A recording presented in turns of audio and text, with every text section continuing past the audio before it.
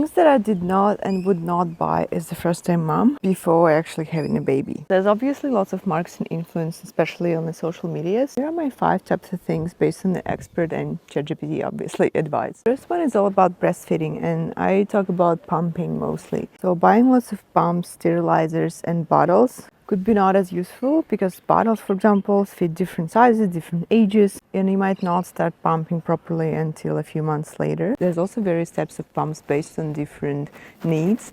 And for example, if you get back to work, that will be one type of pump, and if you don't pump too much and only pump occasionally, that's a different type of pump. And all of these pumps are also very expensive. So I would not recommend buying those before you actually know what your needs are for pump. And you might not even end up breastfeeding at all as well.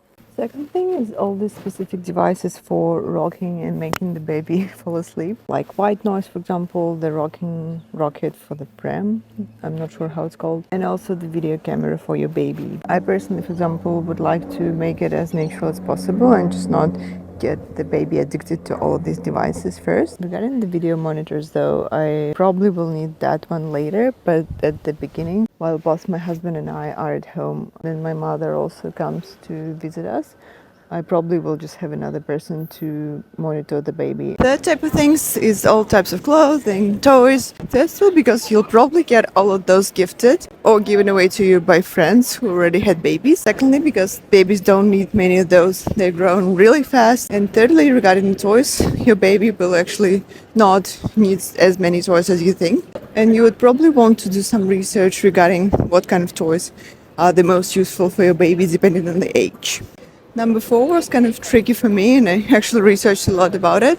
It's the expensive postpartum kits that are sold online. Apparently some of those are really overpriced. First of all, you'll get many stuff at the hospital already. Another reason why I didn't buy those, because you might actually not need it at all, especially in case you go through the C-section. And another reason is that you can actually buy all of these things separate, even cheaper than the kit itself. And I would probably suggest only buying the most essential things such as the adult nappies and cold pads. And I didn't buy the perennial foam, for example, and the wipes with witch hazel because I read that the cold and ice pads are actually working the best. And the last but not least would be buying all of these types of creams and oils for the baby just because they won't really need much as well. Ideally, if they don't have serious issues with skin or rash, they wouldn't need much more than just a cream or lotion. And I read that all of those oils and different types of creams, rather than just the normal ones, are actually unnecessary and extra for your baby.